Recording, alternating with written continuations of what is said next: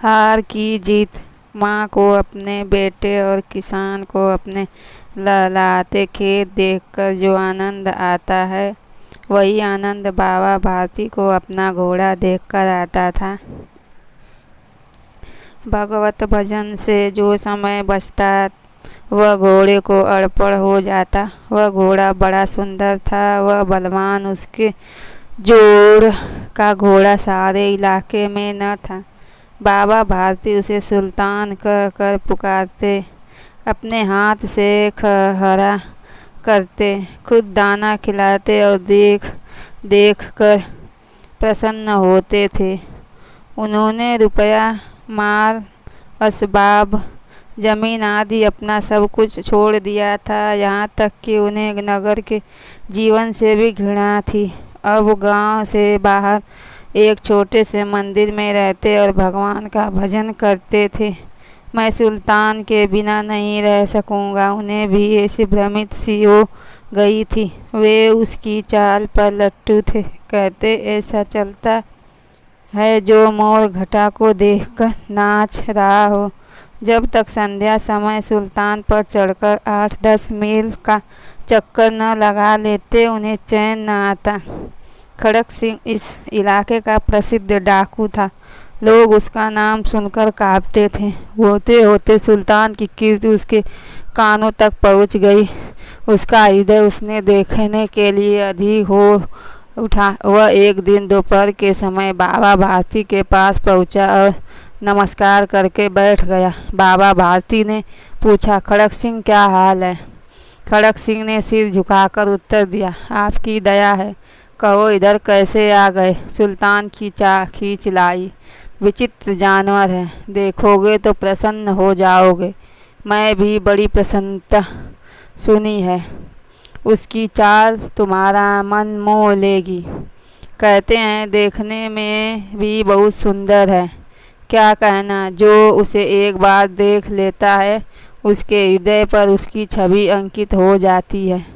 बहुत दिनों से अभिलाषा थी, आज उपस्थित हो सका हूँ।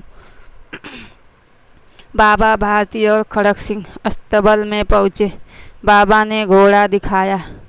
घमंड से खड़क सिंह ने देखा, आश्चर्य से। उसने सैकड़ों घोड़े देखे थे, परंतु ऐसा बाका घोड़ा उसकी आंखों से कभी न गुजरा था। सोचने लगा, भाग्य की बात है, ऐसा घोड़ा खड़क सिंह के पास होना चाहिए था।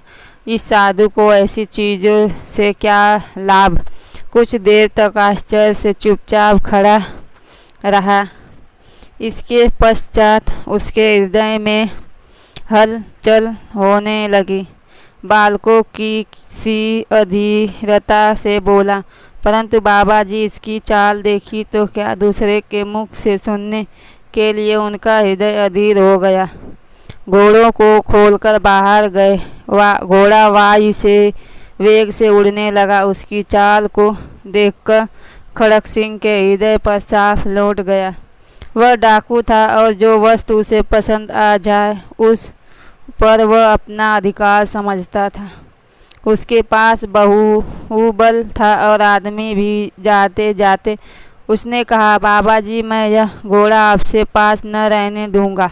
बाबा भारती डर गए। अब उन्हें रात को नींद न आती। सारी रात अस्तबल की रखवाली में कटने लगी। प्रति क्षण खड़क सिंह का भय लगा रहता, परंतु कई मास बीत गए और वह न आया। यहाँ तक कि बाबा भारती कुछ असावधान हो गए और इस भय को स्वप्न के भय की नई मिथ्या समझने लगे। संध्या का समय था। बाबा भारती सुल्तान की पीठ पर सवार होकर घूमने जा रहे थे। इस समय उनकी आंखों में चमक थी, मुख पर प्रसन्नता। कभी घोड़े के शरीर को देखते, कभी उसके रंग को, और मन में फूले न समाते थे। सहसा एक ओर से आवाज़ आई, ओ बाबा, इस कंगले की सुनते ये जाना। आवाज़ में करुणा थी। बाबा ने घोड़े को रोक लिया। देखा एक अपाहिज वृक्ष की छांव में पड़ करा रहा है। बोला, क्यों, तुम्हें क्या कष्ट है? अपाहिज ने हाथ जोड़कर कहा, बाबा मैं दुखियारा हूँ, मुझ पर दया करो। रामा वाला यहाँ से 3 मील है, मुझे वहाँ जाना है। घोड़े पर चढ़ा लो, परमात्मा भला करेगा। वहाँ तुम्हारा कौन है? दुर्गादत्त वैद्य का नाम आपने सुना होगा, मैं उनका सौतेला भाई हूँ। बाबा भारती ने घोड़े से उतरकर अपाहिज को घोड़े पर सवार किया और स्वयं उसकी लगाम पकड़कर धीरे धीरे चलने लगे। सहसा उन्हें एक झटका सा लगा और लगाम हाथ से छूट गई। उनके आश्चर्य का ठिकाना न रहा जब उन्होंने देखा कि अपाहिज घोड़े की पीठ पर तनकर बैठा है और घोड़े को दौड़ाए लिए जा रहा है। उनके मुख से भय, विस्मय और निराशा से मिली हुई चीख निकल गई। वह अपाहिज डाकू खड़क सिंह था। बाबा भारती कुछ देर तक चुप रहे और कुछ समय पश्चात कुछ निश्चय करके पूरे बल से चिल्लाकर बोले, जरा ठहर जाओ। खड़क सिंह ने यह आवाज़ सुनकर घोड़ा रोक लिया और उसकी गर्दन पर प्यार से हाथ फेरते हुए कहा, बाबा जी, यह घोड़ा अब न दूंगा, परंतु एक बात सुनते जाओ। खड़क सिंह ठहर गया। बाबा भारती ने निकट जाकर उसकी ओर ऐसी आंखों से देखा जैसे बकरा कसाई की ओर देखता है और कहा, यह घोड़ा तुम्हारा हो चुका है। मैं तुमसे इस वापस करने के लिए न कहूँगा, परंतु खड़क सिंह, केवल एक प्रार्थना करता हूँ, इसे अस्वीकार न करना, नहीं तो मेरा दिल टूट जाएगा। बाबा जी, आज्ञा कीजिए, मैं आपका दास हूँ, केवल घोड़ा न दूंगा। अब घोड़े का नाम न लो, मैं तुमसे इस विषय में कुछ न कहूँगा। मेरी प्रार्थना है केवल यह है कि इस घटना को किसी के सामने प्रकट न करना। खड़क सिंह का मुंह आश्चर्य से खुला रह गया। उसका विचार था कि उसे घोड़े को लेकर यहाँ से भागना पड़ेगा, परंतु बाबा भारती ने स्वयं उसे कहा कि इस घटना को किसी के सामने प्रकट न करना। इससे क्या प्रयोजन सिद्ध हो सकता है? खड़क सिंह ने बहुत सोचा, बहुत सिर मारा, परंतु कुछ समझ न सका। हारकर उसने अपनी आंखें बाबा भारती के मुख पर खड़ा दी और पूछा, बाबा जी, इसमें आपको क्या डर है?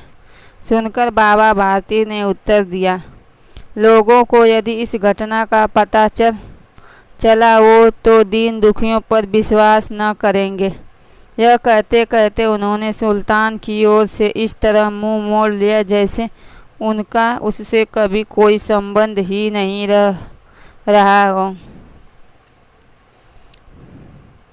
बाबा भारती चले गए, परंतु उनके शब्द खड़क सिंह के कानों में उसी प्रकार गूंज रहे थे। सोचता था, कैसे ऊंचे विचार हैं, कैसा पवित्र भाव है। इन्हें इस घोड़े से प्रेम था। इसे देखकर उनका मुख फूल की नाई खिल जाता था। कहते थे, इसके बिना मैं न रह सकूँगा। इसकी रखवाली में वे कई रात सोए नहीं, भजन भक्ति न कर रखवाली करते रहे, परंतु आज उनके मुख पर दुख की रेखा तक दिखाई न पड़ती थी। उन्हें केवल यह ख्याल था कि कहीं लोग दीन दुखियों पर विश्वास करना न छोड़ दे। ऐसा मनुष्य नहीं, देवता है। रात्रि के अंधकार में खड़क सिंह बाबा भारती के मंदिर पहुंचा। चारों ओर सन्नाटा था। आकाश में तारे टिमटिमा रहे थे। थोड़ी दूर पर गांव के कुत्ते भौंक रहे थे। मंदिर के अंदर कोई शब्द सुनाई न देता था। खड़क सिंह सुल्तान की बाग पकड़ते हुए था। वह धीरे धीरे अस्तबल के फाटक पर पहुंचा।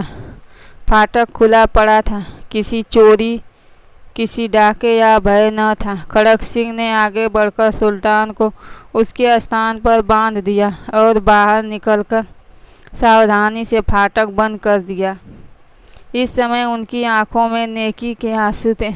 रात्रि का तीसरा पहर बीत चुका था। चौथा पहर आरंभ होते ही बाबा भारती ने अपनी कुटिया से बाहर निकल ठंडे जल से स्नान किया। उसके पश्चात इस प्रकार जैसे कोई स्वप्न में चल रहा हो, उनके पांव अस्तबल की ओर बढ़े। परंतु फाटक पर पहुंचकर उनको अपनी भूल प्रतीत हुई। साथ ही घोर निराशा के पांव को मन भर का भारी बना दिया।